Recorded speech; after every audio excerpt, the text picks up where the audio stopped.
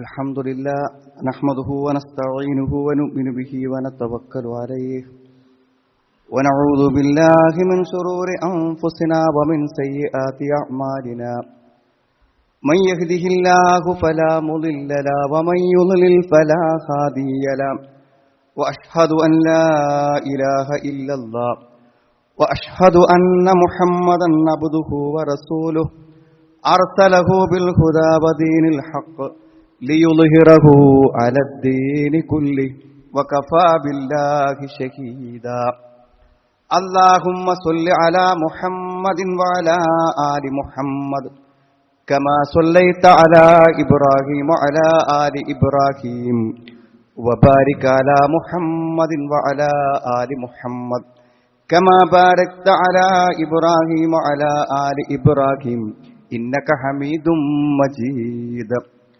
أما بعد فإن خير الكلام كلام الله وخير الحديث كتاب الله وخير الهدي هدي محمد صلى الله عليه وسلم وشر الأمور محدثاتها وكل محدثة بدعة وكل بدعة ضلالة أعوذ بالله من الشيطان الرجيم بسم الله الرحمن الرحيم يا أيها الذين آمنوا اتقوا الله حق تقاته ولا تموتن إلا وأنتم مسلمون يا أيها الناس اتقوا ربكم الذي خلقكم من نفس واحدة وخلق منها زوجها وبث منهما رجالا كثيرا ونساء واتقوا الله الذي تساءلون به والأرحم إن الله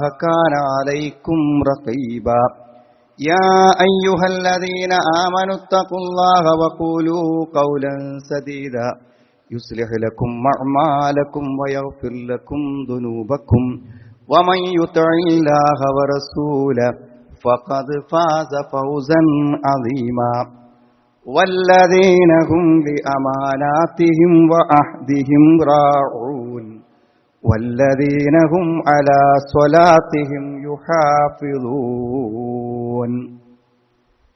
സ്നേഹമുള്ള സഹോദരി സഹോദരന്മാരെ, സത്യവിശ്വാസികളെ, സത്യവിശ്വാസിനികളെ, അള്ളാഹുവിൻ്റെ കൽപ്പനാ നിർദ്ദേശങ്ങളെ, നമ്മുടെ എല്ലാ രഹസ്യങ്ങളും പരസ്യങ്ങളും അറിയുന്ന അള്ളാഹുവിൻ്റെ കൽപ്പനകളെയും നിർദ്ദേശങ്ങളെയും ജീവിതത്തിന്റെ എല്ലാ രംഗങ്ങളിലും പരമാവധി സൂക്ഷിച്ചുകൊണ്ട് അവന്റെ മുന്നിൽ നാം വിചാരണയ്ക്ക് വിധേയമാകും എന്ന വിശ്വാസത്തോടുകൂടെ ഓർമ്മയോടുകൂടെ ജീവിക്കണമെന്നും എന്നെയും നിങ്ങളെയും ഞാൻ ഓർമ്മപ്പെടുത്തുകയാണ്.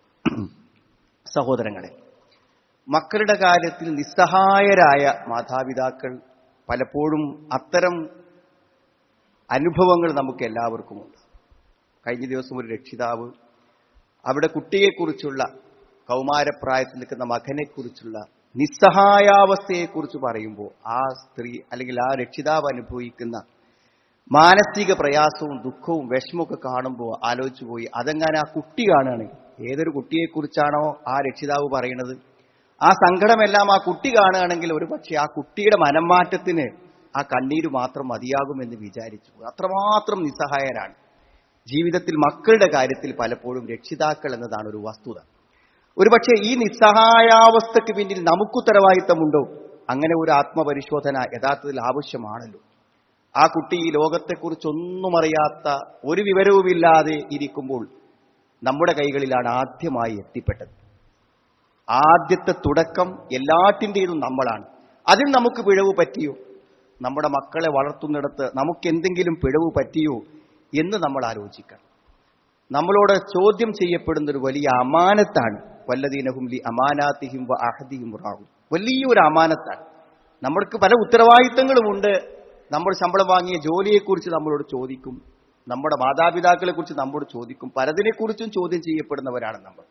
പക്ഷെ നമ്മുടെ മക്കളെക്കുറിച്ച് എന്തായാലും അള്ളാഹുവിന്റെ മുമ്പിൽ ഒരു ചോദ്യത്തിന് നമ്മൾ എല്ലാവരും വിധേയമാകേണ്ടതുണ്ട്. അത് അങ്ങനെ തന്നെ നബി സല്ലല്ലാഹു അലൈഹി വസല്ലം നമ്മോട് പറഞ്ഞിട്ടുണ്ട്. അതായത് എല്ലാവരോടും ചോദിക്കും, കുല്ലുക്കും റായിൻ വ കുല്ലുക്കും മസ്ഊലുൻ അൻ റഅയ്യതിഹി. എന്നിട്ട് നബി സ്വല്ലല്ലാഹു അലൈഹി വസല്ലം എല്ലാവരും അവനവൻ ഏൽപ്പിക്കപ്പെട്ട ഉത്തരവാദിത്തം ആരെക്കുറിച്ചാണ് അവരെക്കുറിച്ച് ചോദിക്കുമെന്ന് പറഞ്ഞിട്ട് വല്ല അമീറുല്ലദി അലന്നാസ് റായിൻ, ഒരു സമൂഹത്തിന്റെ ഉത്തരവാദിത്തം ഏൽപ്പിക്കപ്പെട്ട ഭരണാധികാരി, അയാൾക്ക് ഉത്തരവാദിത്തമുണ്ട് അയാളുടെ പ്രജകളെക്കുറിച്ച്. വറജുലു റാഇൻ അലാ അഹ്ലി ബൈതിഹി, ഒരു മനുഷ്യൻ അയാൾക്ക് അയാളുടെ കുടുംബത്തിൽ ഉത്തരവാദിത്തമുണ്ട്. വഹു മസ്ഊലുൻ അൻഹും, അവരെക്കുറിച്ച് അദ്ദേഹത്തോട് ചോദിക്കും. വൽ മർഅതു റാഇയത്തുൻ അലാ ബൈതി ബഅലിഹാ വവലദി, മക്കളെക്കുറിച്ചും ഭർത്താവിനെക്കുറിച്ചും ഒരു പെണ്ണിനോട് ചോദിക്കും. ഇതൊക്കെ പരലോകത്ത് അള്ളാഹു പ്രത്യേകം വിചാരണ ചെയ്യുന്ന കാര്യങ്ങളായിട്ട് പറഞ്ഞിട്ടുണ്ട്. അതുകൊണ്ട് ഇന്നല്ലാഹ യഅ്മുറുക്കും അൻ തുഅദ്ദുൽ അമാനാതി ഇലാ അഹ്ലി, നമ്മുടെ ഉത്തരവാദിത്തങ്ങൾ ശരിയായി നിർവഹിക്കണമെന്ന് അള്ളാഹു നമ്മളോട് കൽപ്പിച്ചിട്ടുണ്ട് എന്നാണ്. ഓരോ കുട്ടിയിലും ആ രക്ഷിതാവ് നിഴലിക്കുന്നുണ്ട് എന്നതൊരു വസ്തുതയാണ്. നമ്മുടെ കുട്ടികളിൽ നമ്മളുണ്ട്, യാതൊരു സംശയവും ആ കാര്യത്തിലില്ല. ആ മുഖച്ഛായയിലുള്ളതുപോലെയല്ല, സംസ്കാരത്തിലും സ്വഭാവത്തിലും പെരുമാറ്റത്തിലും ഒക്കെ നമ്മളുണ്ടെന്ന കാര്യം ഉറപ്പാണ്. ഒരു കുട്ടിയും നന്നായതും അല്ലെങ്കിൽ ഒരു കുട്ടിയുടെ പെരുമാറ്റം മോശമായതിന്റെ പിന്നിലും ഒരു ചെറിയ പങ്ക് മാതാപിതാക്കൾക്ക് ഇല്ല എന്ന് പറയാൻ പറ്റില്ല. ഒരുപക്ഷെ കുട്ടി നന്നായി വന്നാൽ നമ്മൾ പറയും അത് ഞാൻ അങ്ങനെ ശ്രദ്ധിച്ച് സൂക്ഷിച്ച് കൂടെ നിന്നതുകൊണ്ടാണെന്ന് പറയാൻ പറ്റുമെങ്കിൽ, നമ്മുടെ ശ്രദ്ധക്കുറവാണ് കുട്ടിയിൽ വന്ന തകരാറുകൾ എന്നും ഭാഗികമായി നമുക്ക് എങ്ങനെ അംഗീകരിക്കാതിരിക്കാൻ പറ്റുന്നത്. അതായത് കുട്ടിയുടെ ആദ്യത്തെ പഠനങ്ങളൊക്കെ നമ്മളെന്നാണ്. കുറച്ച് മുതിർന്നു കഴിയുമ്പോൾ കുട്ടിക്ക് പിന്നെ നമ്മളായിട്ട് വലിയ ബന്ധം ഉണ്ടാവില്ല. പിന്നെ ഒരു ഫോണും സൗകര്യങ്ങളും സമൂഹവും അവന്റെ സഹപാഠികളും കൂട്ടുകാരും ഒക്കെ ആയി കഴിഞ്ഞാൽ പിന്നെ നമ്മളിലേക്ക് അവൻ നോക്കുന്നില്ല. പിന്നെ അവന് സ്വീകരിക്കുന്ന എല്ലാ മര്യാദകളും സംസ്കാരങ്ങളും മതവും ഒക്കെ മറ്റുള്ളവരിൽ നിന്നാണ്. അതാണ് അതിന്റെ മുമ്പ്, പുറത്തുനിന്നുള്ള വിവരങ്ങൾ കിട്ടുന്നതിന് മുമ്പ് അവൻ ആരാവണമെന്ന് നിർണയിക്കാൻ യഥാർത്ഥത്തിൽ നമുക്ക് പറ്റുക എന്നുള്ളതാണ് ഏറ്റവും പ്രധാനം. ചെറിയ കുട്ടികളോട് സ്നേഹത്തോടുകൂടെ അവരെ കൂടെ നിൽക്കാൻ കഴിയാന്നുള്ളതാണ് രക്ഷിതാക്കൾ ഏറ്റവും വലിയ. കുട്ടികൾ തെറ്റ് ചെയ്യുന്നില്ല, നമുക്കൊക്കെ പറ്റുന്ന അബദ്ധം അതാണ്. ചെറിയൊരു കുട്ടി തെറ്റ് ചെയ്തു എന്നാണ് നമ്മൾ പറയുന്നത്. അവനെ അടിക്കാനും അവനെ ശാസിക്കാനും ഒക്കെ അവനെന്തോ ഗുരുതരമായ തെറ്റ് ചെയ്യും. കുട്ടികൾ തെറ്റ് ചെയ്യുന്നില്ല എന്നാണ്. കാരണം അള്ളാഹുവിന്റെ റസൂലിനെ പറഞ്ഞു റുഫിഅൽ ഖലമു അൻ സലാസ, 3 ആളിൽ നിന്നും പേന ഉയർത്തപ്പെട്ടതാണ്. അവരെന്ത് ചെയ്യുമ്പോഴും പടച്ചോൻ അതൊന്നും പരലോകത്തേക്ക് വേണ്ടി റെക്കോർഡാക്കൂല എന്നാണ്. ഒന്ന് ഉറങ്ങണവൻ ഉറക്കത്തിൽ എന്തിനും വിളിച്ചു പറഞ്ഞാൽ എന്തെങ്കിലും വേണ്ടാത്തവരാണെങ്കിൽ പോലും കുറ്റക്കാരനാവും. അവ ഉറങ്ങല്ലേ, അവന് ഉത്തരവാദിത്തമില്ല. പിന്നെ ഒരു കുട്ടി അവൻ വലുതാകുന്നത് വരെ. അപ്പൊ ഒരു കുട്ടി ചുമരുമ വരച്ചാൽ അവൻ തെറ്റല്ല ചെയ്തത്. അവൻ നല്ലൊരു പേന കിട്ടിയപ്പോൾ, കളർ കിട്ടിയപ്പോൾ അവന്റെ മനസ്സിലെ ഒരു കളി, ഒരു തമാശ, ഒരു കല അവിടെ വിരിഞ്ഞു. മനസ്സിലായി? ആരോ ഒരാൾ ചുമരുമത്തെ ചിത്രം കണ്ടപ്പോൾ ആ ചിത്രം ആര് വരച്ചു, ഇവനൊരു സമ്മാനം കൊടുക്കണല്ലോ എന്ന് പറഞ്ഞിട്ട് ഒരു നോട്ട് പുസ്തകവും ഒരു കളർ പെൻസിലും വാങ്ങിക്കൊടുത്തു എന്നാണ്. യഥാർത്ഥത്തിൽ കുട്ടികൾ തെറ്റ് ചെയ്യുന്നില്ല. ഈ കുട്ടികളെയാണ് നമ്മൾ ചീത്ത പറയുന്നത്, നമ്മൾ അടിക്കുന്നത്. അങ്ങനെ ചെറുപ്രായത്തിലുള്ള സ്നേഹക്കുറവും ശിക്ഷയും കൊണ്ട് ആ കുട്ടികളുടെ മനസ്സുകൾ തകർന്നുപോയി. അവർക്ക് നമ്മളുമായി ബന്ധമില്ലാതായി. പിന്നെ ഒരു നാളിൽ ഒരു സന്ദർഭത്തിൽ നമ്മളവരെ കൂട്ടിപ്പിടിക്കണമെന്ന് ചോദിച്ചാൽ പറ്റില്ല. ചെറിയ സമയത്ത് ഒരു 5-6-7 വയസ്സ് വരെയൊക്കെ ഒരു നിയന്ത്രണവുമില്ലാത്ത സ്നേഹം അത് മക്കളുമായി ഉണ്ടാക്കിയെടുത്താൽ ആ സ്നേഹത്തിന്റെ ശക്തിയിൽ ഏതു കാലത്തും, ഒരു പക്ഷെ അവൻ 50-60 വയസ്സായിട്ട് നമ്മൾ മരിക്കണമെന്നുണ്ടെങ്കിലും ആ ചെറിയ പ്രായത്തിലെ സ്നേഹം ആ പ്രായത്തിൽ നമുക്ക് തന്നുകൊണ്ടിരിക്കും. സ്നേഹം ഉണ്ടാക്കി തീർക്കേണ്ട ഒരു സമയമാണ്. കുട്ടിയുടെ കയ്യിൽ നിന്ന് ഗ്ലാസ് വീണ് പൊട്ടിയാൽ അത് പൊട്ടിക്കണമെന്ന് അവൻ വിചാരിക്കാത്തത് കൊണ്ട് തന്നെ അവൻ തെറ്റുകാരനല്ല. അവൻ പൊട്ടിക്കണമെന്ന് വിചാരിച്ചിട്ടില്ല. നിങ്ങളുടെ മൊബൈൽ ഫോൺ അവന്റെ കയ്യിൽ നിന്ന് വീണ് അതിന്റെ സ്ക്രീൻ പൊട്ടിയാൽ അവൻ പൊട്ടിക്കണമെന്ന് വിചാരിച്ചിട്ടില്ല. അതുകൊണ്ട് അവൻ കുറ്റക്കാരനല്ല. അതുകൊണ്ട് കുട്ടികളെ അനാവശ്യമായി ചീത്ത പറഞ്ഞും അവരെ ശാസിച്ചും അവരെ മാനസികമായി പ്രയാസപ്പെടുത്തിയും അകലം സൃഷ്ടിക്കാതിരിക്കുക, അവരുടെ മനസ്സുകളെ കരിച്ചു കളയാതിരിക്കുക, സ്നേഹത്തോടെ ബന്ധപ്പെട്ടു പോവാൻ നമുക്ക് എന്ത് ചെയ്യണം? നോക്ക്, നിങ്ങൾ നബി സ്വല്ലല്ലാഹു അലൈഹി വസല്ലം അങ്ങനെ പെരുമാറിയത്.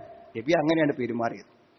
നബി സ്വല്ലല്ലാഹു അലൈഹി വസല്ലമക്ക് സേവനം ചെയ്യാൻ വേണ്ടി നിന്ന അനസ് റളിയല്ലാഹു അൻഹു 10 വർഷം നബിന്റെ കൂടെ മദീനത്ത് നബിക്ക് സേവകനായി. 10ാമത്തെ വയസ്സ് മുതൽ 10 കൊല്ലം നബി സ്വല്ലല്ലാഹു അലൈഹി വസല്ലമയുടെ കൂടെ സേവനം ചെയ്ത ആളാണ് അനസ് റളിയല്ലാഹു അൻഹു. അദ്ദേഹം പറയുന്നുണ്ടല്ലോ, അതാണ് ഒരാൾ സ്വീകരിക്കേണ്ട മാർഗം. അത്ര കാലം ചെയ്തിട്ട് ഞാൻ എന്തെങ്കിലും ചെയ്താൽ ഖാല ലിശൈഇൻ സ്വനഅതുഹു ലിമ സ്വനഅതഹു, ഞാൻ എന്തെങ്കിലും ഒന്ന് ചെയ്താൽ എന്തിനെ അത് ചെയ്തു? ഇഷ്ടമില്ലാത്തത് നമ്മൾ എപ്പോഴും ചോദിക്കുന്നത് ചോദ്യം, എന്തിനാ ചെയ്തത്, എന്താണ് ഈ ചെയ്തത്? അങ്ങനെ ഒരു ചോദ്യം എന്നോട് ചോദിച്ചിട്ടില്ല.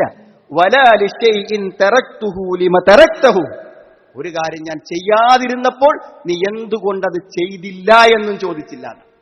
സേവനം ചെയ്യാൻ നിൽക്കുന്ന ഒരാളോട് 24 മണിക്കൂർ കൂടുതലുള്ള ആളോട് നീ എന്തിനാണ് അത് ചെയ്തത്, നീ എന്തുകൊണ്ട് ചെയ്തില്ല എന്ന് ചോദിച്ചില്ല എന്ന് പറഞ്ഞാൽ സുഹൃത്തുക്കളെ, അത് എത്രയാണ് ആ ഉത്കൃഷ്ട സ്വഭാവം.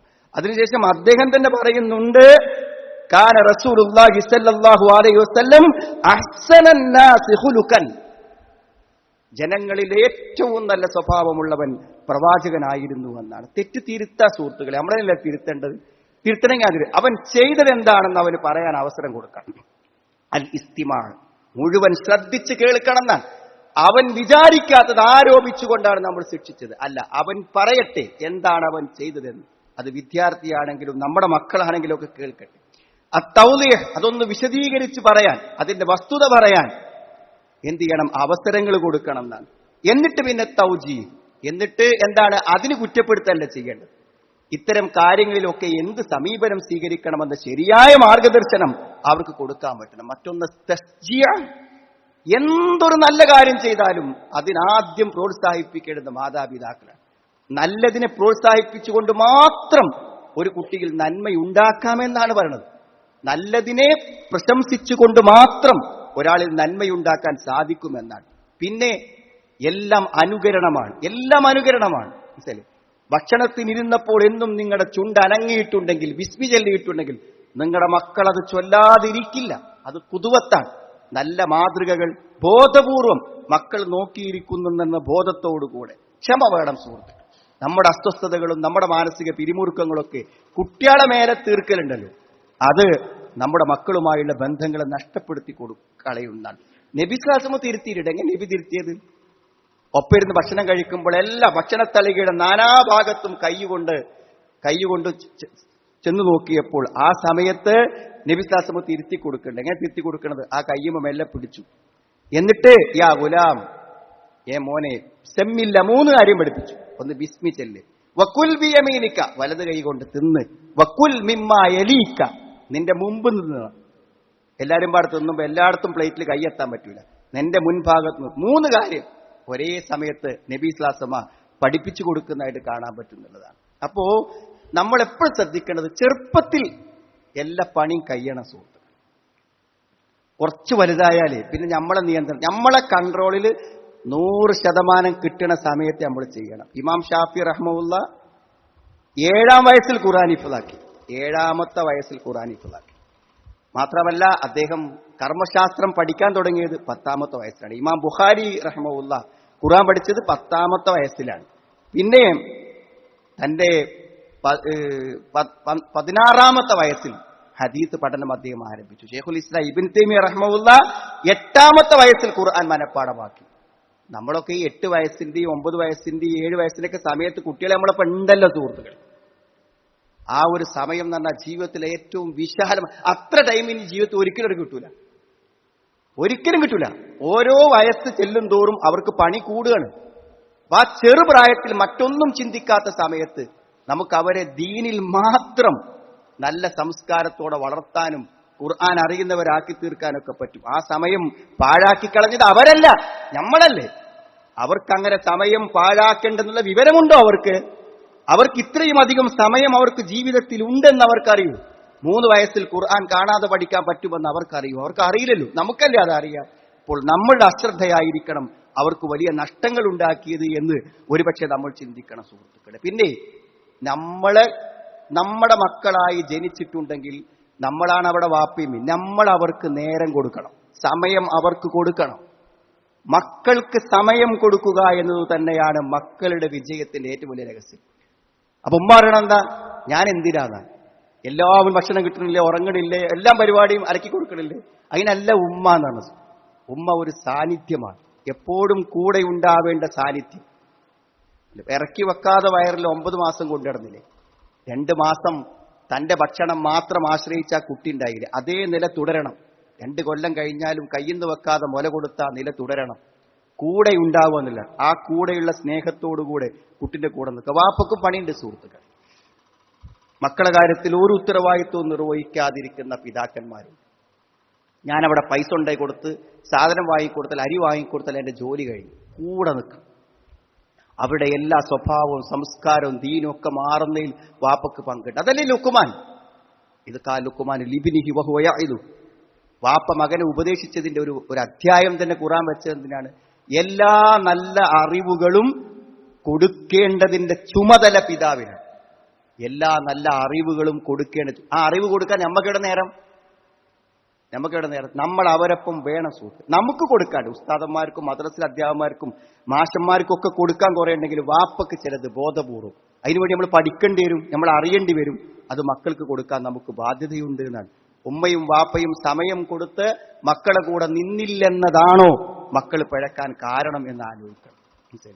കുട്ടികൾ ആഗ്രഹിച്ചത് അവർക്ക് സാധിപ്പിച്ചു കൊടുക്കണം. നമ്മുടെ കഴിവനുസരിച്ച് ആഗ്രഹങ്ങളെ നമ്മൾ നിർണയിക്കണം. അവരെന്താഗ്രഹിക്കണം എന്ന് നമ്മൾ തീരുമാനിക്കണം. നമ്മൾ തീരുമാനിച്ചില്ലെങ്കിൽ അവർക്ക് ഇഷ്ടപ്പെട്ടത് ആഗ്രഹിക്കും. കുട്ടി മൊബൈൽ ചോദിച്ചു, വാങ്ങിത്തരൂല എന്ന് പറഞ്ഞു. അപ്പൊ അവൻ സ്വന്തം ജോലിക്ക് പോയി, നല്ല ഉന്നത കുടുംബത്തിൽ ജോലിക്ക് പോയിട്ട് മൊബൈൽ വാങ്ങി. അപ്പോഴുള്ള പ്രശ്നം തരങ്ങൾ, അവൻ വാങ്ങിയ മൊബൈലിൽ നിയന്ത്രണം പറഞ്ഞപ്പോൾ അപ്പൊ അവൻ പറഞ്ഞു ഇത് ഞാൻ വാങ്ങിയ മൊബൈലാണ്. അപ്പൊ നമ്മൾ വാങ്ങിക്കൊടുത്തിട്ടുണ്ടായിരുന്നുവെങ്കിലോ വാങ്ങിക്കൊടുക്കുമ്പോൾ നമുക്കതിന്റെ നിയന്ത്രണങ്ങൾ വെച്ച് വാങ്ങിക്കൊടുക്കാമായിരുന്നു. അവൻ വാങ്ങുമ്പോൾ അത് അവന്റെ ഇഷ്ടത്തിന് അവർ ഉപയോഗിക്കുമെന്ന് പറഞ്ഞാൽ തടസ്സപ്പെടുത്താൻ ഒരുപക്ഷെ നമുക്ക് പറ്റിക്കൊള്ളണമെന്നില്ല. ആഗ്രഹിക്കേണ്ടത് എന്താണെന്ന് നമ്മൾ തീരുമാനിക്കണം. ആഗ്രഹിച്ച കാര്യങ്ങളെ വ്യവസ്ഥകളോടുകൂടി അവന്റെ നല്ല ഭാവിക്ക് ഉപയോഗപ്പെടുത്തക്ക വിധത്തിൽ അവനെ നിയന്ത്രിക്കാൻ നമുക്ക് വേണം. മാത്രമല്ല സുഹൃത്തുക്കളെ, അടിസ്ഥാനമായ അറിവുകൾ നമ്മൾ തന്നെ കൊടുക്കണം. ഉന്നത വിദ്യാഭ്യാസവും ലോകത്തിന്റെ ഏത് കോണിൽ പോയി പഠിക്കാൻ അവസരമൊക്കെ നൽകുമ്പോഴും നമ്മുടെ അടിസ്ഥാന വിവരം വേണം. ഇപ്പോൾ ഇസ്ലാമിനെ വിമർശിച്ച് ഇന്നലെ ഞാൻ കേട്ടതാണ്, വലിയ ചിന്തകനും രചയിതാവും ഒക്കെ പറഞ്ഞ ആളെ എഴുതാണ്, ഇസ്ലാമിലൊക്കെ എന്നോ പരിഷ്കരണങ്ങൾ ആവശ്യമാണ്, എത്രയോ പഴഞ്ചന. എന്നിട്ട് 2 ഉദാഹരണം പറഞ്ഞ അന്തരങ്ങളയാൾ. ഒന്ന് ബഹുഭാര്യത്താണ്.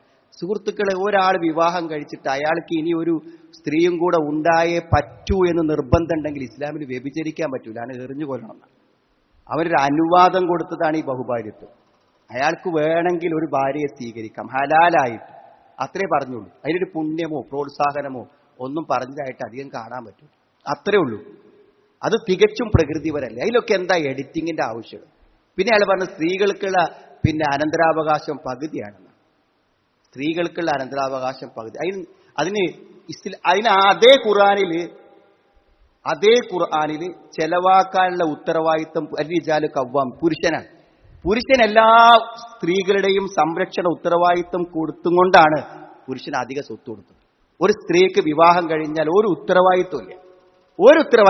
അതുകൊണ്ടാണ് അവർക്ക് കിട്ടിയ സ്വത്ത് അവിടെ അങ്ങനെ വെറുതെ കിടക്കണത്, അവർക്ക് കിട്ടിയ ശമ്പളം വെറുതെ കിടക്കണത്. അവിടെ എല്ലാം പുരുഷനാണ്. ഇതിലൊക്കെ എന്താ എഡിറ്റിംഗ് ആവശ്യമുള്ളത്? നമ്മുടെ കുട്ടികൾക്ക് നമ്മൾ ചെറുപ്പത്തിൽ പറഞ്ഞു കൊടുക്കണം, അല്ലെങ്കിൽ ആ ഒരു ക്ലിപ്പ് മതി ആശയക്കുഴപ്പമുണ്ടാക്കാൻ. എന്താണ് ഖുർആൻ അള്ളാന്റേതാണെന്ന് പഠിപ്പിച്ചു കൊടുത്താൽ മതി. പിന്നെ ഖുർആന് സംശയം ഉണ്ടാവില്ല. വമൻ അസ്തഖു മിനല്ലാഹി ഖീല, അള്ളാനേക്കാളും സത്യം പറയുന്ന ആരെങ്കിലും ഉണ്ട്? അള്ള പറഞ്ഞ സത്യങ്ങളെ എഡിറ്റ് ചെയ്യണം, അത് പറയാനുള്ള ധൈര്യം എത്രയാണ്? അള്ളാന്റേതാണ് ഖുർആൻ നമ്മൾ വിശ്വസിക്കുന്നുണ്ടെങ്കിൽ അതിനെ ആർക്കാണ് സുഹൃത്തുക്കളെ എഡിറ്റ് ചെയ്യാൻ പറ്റുക? വമൻ അസ്തഖു മിനല്ലാഹി ഹദീസ, അള്ളാനേക്കാളും നല്ലായി വർത്താനം പറയുന്ന ആരാണെന്നാണ്. അഫ ഹുക്കുമുൽ ജാഹിലിയ്യത്തി യബ്ഗൂൻ, അജ്ഞാതകാലത്തെ വിധികളാണോ അവർ ആഗ്രഹിക്കുന്നത്? വമൻ അഹ്സനു മിനല്ലാഹി ഹുക്കുമൻ ലിഖൗമി, അള്ളാഹുവിനേക്കാളും നല്ല ഹുക്കുമ് പറയാൻ ആർക്കാ പറ്റുക? അപ്പൊ അള്ളാഹുവിന്റെ ഖുർആനെ കുറിച്ച് ഒരു അടിസ്ഥാന ബോധം ഉണ്ടെങ്കിൽ ചെറിയ വസ്വാസുകളൊന്നും അവരെ സ്വാധീനിക്കില്ല. അതൊക്കെ നമ്മളെ കുട്ടിയൊക്കെ ചെറുപ്പത്തിൽ കൊടുക്കണം. അല്ലെങ്കിൽ നമുക്ക് മാത്രമല്ല കുട്ടി വെല്ലുവിളിയാകുക, ഈ മുസ്ലിം സമുദായത്തിനും വെല്ലുവിളിയാവും. നമ്മുടെ കുട്ടികളായിരിക്കും ഒരു പക്ഷേ മതനിഷേധത്തിന്റെ മുന്നിൽ. അത് വരാതിരിക്കണമെങ്കിൽ അടിസ്ഥാന ബോധം, എന്തെങ്കിലുമൊക്കെ വസ്വാസ് കേട്ടാൽ അത് മനസ്സിൽ സ്വാധീനിക്കാത്ത അടിസ്ഥാന അറിവുകൾ അവർക്ക് കൊടുക്കണം. ജോലിയും ഉത്തരവാദിത്തങ്ങളൊക്കെ കുട്ടിയൊക്കെ ഉണ്ടായിക്കോട്ടെ. എന്തിനൊക്കെ ഒരു പണി കയറ്റാൻ പറ്റണമെങ്കിൽ ആ പണിയെ കൂടി പോയിക്കോളും സുഹൃത്ത്. ഞാൻ പറഞ്ഞു, അനസ് റളിയല്ലാഹു അൻഹു റസൂലുള്ളാഹിന്റെ സേവകനായി വരുന്നത് 10ാമത്തെ വയസ്സിലാണ്. മാത്രമല്ല നബി സല്ലല്ലാഹു അലൈഹി വസല്ലമ ഇസ്തഅമല റസൂലുള്ളാഹി സ്വല്ലല്ലാഹു അലൈഹി വസല്ലം ഉസാമ ഇബ്നു സയ്യിദ് അൽ ജയ്ഷ് അല്ലദീ സാറ ഇലാ മുഅത്തയിലേക്ക് പോകുന്ന സൈന്യത്തിന് നായകനായിക്കൊണ്ട് ഉസാമത്ത് ഇബ്നു സയ്യിദ് റളിയല്ലാഹു അൻഹുവിനെ നബി നിശ്ചയിക്കുന്നത് 18ാമത്തെ വയസ്സിലാണ്. 18ാമത്തെ വയസ്സിൽ റസൂല് ഒരു ചെറുപ്പക്കാരനെ സൈന്യാധിപനായി നിശ്ചയിച്ചു. ഞാൻ പറഞ്ഞ, എത്ര നമ്മുടെ കുട്ടികൾക്ക് ജോലി ചെയ്യാൻ കഴിയുമ്പോൾ അവർ ജോലി ചെയ്തോട്ടെ, അല്ലെ, അവരുടെ പഠനങ്ങൾക്കും കാര്യങ്ങൾക്കും തടസ്സം വരാതെ. എന്നാൽ തന്നെ കുറെ വേണ്ടാത്തരങ്ങളിൽ നിന്ന് മാറി നിൽക്കാനാവും. ഭാവിയിലെ അപകടങ്ങളെക്കുറിച്ച് അവരെ നമ്മൾ ഓർമ്മപ്പെടുത്തണം. ഭാവിയിൽ എത്രയെത്ര പെൺകുട്ടികളാണ് ചതിക്കപ്പെട്ടുകൊണ്ടിരിക്കുന്ന സുഹൃത്തുക്കളെ. ഇന്നും കേൾക്കണം, അവിഹിതങ്ങളുടെ വശീകരിച്ചെടുത്ത് അപകടപ്പെടുത്തി എത്രയെത്ര പെൺകുട്ടികളുണ്ട്. അതൊക്കെ ക്രൂരമായ കൊലപാതകങ്ങളാണ്. മനസ്സിലായില്ലേ? അപകടങ്ങളെക്കുറിച്ച് നമ്മുടെ കുട്ടികളെ ഓർമ്മപ്പെടുത്താം. ബാംഗ്ലൂരിൽ നിന്ന് വരുന്ന വഴിക്ക് ലിഫ്റ്റ് കിട്ടിയപ്പോൾ അതിൽ തൽക്കാലം ബസ്സുകളൊക്കെ ബ്ലോക്ക് ആയപ്പോൾ കയറിയിരുന്ന ഒരു ചെറുപ്പക്കാരൻ അനുഭവം പറഞ്ഞ് കഴിഞ്ഞ ദിവസം സോഷ്യൽ മീഡിയ അവൻ കയറിയിരുന്ന് കുറച്ച് മുന്നോട്ട് പോയപ്പോൾ ആ വാഹനത്തിലുള്ള ആളുകളൊക്കെ എന്ത് ചോദിച്ചാൽ വഴിയിൽ വെച്ചുകൊണ്ട് ലഹരി ഉപയോഗിക്കാൻ നിർബന്ധിച്ചു. തൽക്കാലം എന്തൊക്കെയോ പറഞ്ഞ് രക്ഷപ്പെട്ടു എന്നാണ്. എന്നുവെച്ചാൽ നമ്മുടെ ആ രക്ഷപ്പെടാനുള്ളൊരു മനസ്സുണ്ടല്ലോ, അതൊക്കെ ചെറുപ്പത്തിൽ കിട്ടുന്ന മനസ്സാണ്. ഇവിടെയും ചതിക്കപ്പെടാവുന്ന സാധ്യതകളെക്കുറിച്ച് നമ്മൾ അതൊന്നിലൊന്നും മതി ജീവിതത്തിൽ നിന്ന് പൂർണ്ണമായും നശിച്ചു പോകാൻ, ജീവിച്ചിരിക്കെ തന്നെ മരിച്ചു പോവാൻ ഇത്തരം ചില ദുരന്തങ്ങൾ മാത്രം മതി. അതിനെക്കുറിച്ചൊക്കെ നല്ല ഓർമ്മപ്പെടുത്തൽ നമ്മുടെ കുട്ടികൾക്ക് ചെറുപ്പത്തിലേ നൽകണം. അപ്പൊ സുഹൃത്തുക്കളെ, നമുക്കുത്തരവാദിത്തമുണ്ട്. ആ ഉത്തരവാദിത്തം നാളെ അള്ളാഹു ചോദിക്കുമെന്ന ഓർമ്മ നമുക്ക് എല്ലാവർക്കും വേണം. അവർക്ക് സമയമില്ലെന്ന് പറഞ്ഞ് ഒരു ദീനി ക്ലാസ്സിൽ പോലും പിടിച്ചിരുത്താതിരുന്നാൽ തീർച്ചയായും നമ്മളൊക്കെ നാളെ അള്ളാഹുവോട് മറുപടി പറയേണ്ടി വരും. ശരിയായ ദീനി വിദ്യാഭ്യാസം നൽകി നമ്മുടെ കുട്ടികളെ നമ്മളോടൊപ്പം ചേർത്ത് പിടിച്ച് നല്ലവരാക്കി മുന്നോട്ട് കൊണ്ടുപോകാൻ ശ്രമിക്കുക. പ്രാർത്ഥന വളരെ പ്രധാനമാണ്. എന്ത് പ്രാർത്ഥിക്കണമെന്ന് അള്ളാഹു നമുക്ക് പഠിപ്പിച്ചു തന്നിട്ടുണ്ട്. റബ്ബന ഹബ്ലനാ മിന സുവാജിനാ വദുർരിയാത്തിനാ ഖുർറത അയ്യുൻ. കൺകുളിർമയുള്ള മക്കളെ കിട്ടാൻ പ്രാർത്ഥിക്കാൻ പ്രത്യേകം കൽപ്പിച്ചിട്ടുണ്ട്. അള്ളാഹുവിന്റെ നിയമങ്ങളെയും അള്ളാഹുവിന്റെ നിർദ്ദേശങ്ങളെയും ശരിയായി പാലിച്ച് മുന്നോട്ട് പോകാൻ അള്ളാഹു നമുക്ക് തൗഫീക്ക് പ്രദാനം ചെയ്യുമാറാണ്. അൽഹംദുലില്ലാഹ് ഹംദൻ കസീറൻ ത്വയ്യിബൻ മുബാറകൻ ഫീഹി. അല്ലാഹുമ്മ സ്വല്ലി അലാ മുഹമ്മദിൻ വഅലാ ആലി മുഹമ്മദ്. ഒരിക്കൽ കൂടെ അള്ളാഹുവിനെ സൂക്ഷിച്ച് ജീവിക്കണമെന്ന് എന്നെയും നിങ്ങളെയും ഞാൻ ഓർമ്മപ്പെടുത്തുകയാണ്. സഹോദരങ്ങളെ, ഇഹലോകത്ത് മാത്രമല്ല പരലോകത്തും നമ്മുടെ കൂടെ ഉണ്ടാവരേണ്ടവൻ മക്കൾ എന്നാണ് ഇസ്ലാമിന്റെ കാഴ്ചപ്പാട്. ഇവിടെയും വേണം നമ്മുടെ കുട്ടികൾ, പരലോകത്തും വേണം. അപ്പോൾ അനന്തമായ അനശ്വരമായ ഒരു കുടുംബമാണ് നമ്മുടെ കുടുംബം എന്നാണ്. അതാണ് ഇസ്ലാമിന്റെ കാഴ്ചപ്പാട്. നാളെ പരലോകത്തെത്തുമ്പോഴും ഇതേ മക്കളെയും ഇതേ ഭാര്യമാരെയും ഇതേ ഇണകളെയും കൂടെ തന്നെയാണ് അള്ളാഹു അനശ്വരമായ സന്തോഷകരമായ ഒരു ജീവിതം നമുക്ക് ഒരുക്കി വെച്ചിരിക്കുന്നത്. അതുകൊണ്ട് ഈ കുട്ടികൾ നല്ലവരായി തീരുക എന്നുള്ളത് ഇവിടുത്തെ ഉപകാരത്തിന് വേണ്ടി മാത്രമല്ല. അൽഹഖ്നാ ബിഹിം ദുർരിയ്യത്തഹും, അവരെ മക്കളെ ഞാൻ അവരോടൊപ്പം ചേർത്ത് കൊടുക്കും എന്ന് ഖുർആൻ പറയുന്നു. അതുകൊണ്ട് നല്ല ശ്രദ്ധ നമുക്ക് വേണം. ഇപ്പൊ കുട്ടികൾക്കൊക്കെ നാട് വിദേശത്തേക്ക് പോകാൻ പഠിക്കാൻ, അവിടെ എന്ത് കോഴ്സിനാ പോണത്, ആ കോഴ്സ് പഠിച്ചു വന്ന നാട്ടിൽ എന്താ ഉണ്ടാവുക എന്ന് ഓർമ്മയില്ല. ജീവിതത്തിൽ തീർക്കാൻ പറ്റാത്ത ബാധ്യതകളും ലോണുകളും എടുത്തിട്ടാണ് പലപ്പോഴും ഉണ്ടാവുക. അവിടെ പോയാൽ ആ കുട്ടി എങ്ങനെ ജീവിക്കുന്നു എന്നറിയും. എല്ലാവരും പാടെ റൂമെടുത്ത് ഒരു പക്ഷേ എന്തും ചെയ്യാവുന്ന സാഹചര്യങ്ങളുണ്ട്. നമ്മുടെ നിയന്ത്രണങ്ങളിൽ നിന്ന് പൂർണ്ണമായി മോചനം നേടാൻ വാപ്പന്റെ ഇമ്മന്റെ യാതൊരു കൺട്രോളും ഇല്ലാതിരിക്കാൻ വേണ്ടി ദൂരെ പോയി പഠിക്കണമെന്ന് ആഗ്രഹിക്കുന്ന കുട്ടികളും കുറവല്ല. എല്ലാറ്റിലും നമുക്കൊരു ശ്രദ്ധയില്ലെങ്കിൽ വലിയ നഷ്ടം നമുക്കൊക്കെ എന്ത് ചെയ്യും, പറ്റിപ്പോകും. അതുകൊണ്ട് നമ്മുടെ മക്കൾ നമ്മളോടൊപ്പം ഇവിടെയും പരലോകത്തും വരേണ്ടവരാണെന്നുള്ള ബോധത്തോടു കൂടെ തന്നെയാണ് നമ്മുടെ കുട്ടികളെ നമ്മൾ വളർത്തേണ്ടത്. അള്ളാഹു നമ്മുടെ മക്കളിൽ നമുക്ക് കൺകുളിർമ പ്രദാനം ചെയ്യുമാറാവട്ടെ. അള്ളാഹു ഞങ്ങളിൽ നിന്ന് വന്നുപോയ തെറ്റുകളെ കുറ്റങ്ങളെ നീ ഞങ്ങൾക്ക് പുറത്ത് മാപ്പാക്കി തരണം റഹ്മാൻ. രോഗങ്ങളും ബുദ്ധിമുട്ടും അനുഭവിക്കുന്ന ധാരാളം ആളുകളുണ്ട്. അള്ളാഹു അവിടെ എല്ലാവരുടെയും രോഗങ്ങളെ നീ ശിഫയാക്കി കൊടുക്കണം റഹ്മാൻ. പ്രാർത്ഥന കൊണ്ട് വസിയത്ത് ചെയ്ത എല്ലാ ആളുകളുടെയും പ്രയാസങ്ങളെയും ബുദ്ധിമുട്ടുകളെയും നീ നീക്കി കൊടുക്കണം റഹ്മാൻ. അള്ളാഹു നിന്റെ ഭയാനകമായ നരകശിക്ഷയിൽ നിന്ന് കാത്തുരക്ഷിച്ച് നിന്റെ വിശാലമായ സ്വർഗത്തിൽ കുടുംബത്തോടൊപ്പം പ്രവേശിക്കുന്ന സൗഭാഗ്യവാന്മാരെ ഞങ്ങളെല്ലാവരെയും ഉൾപ്പെടുത്തണം റഹ്മാനെ.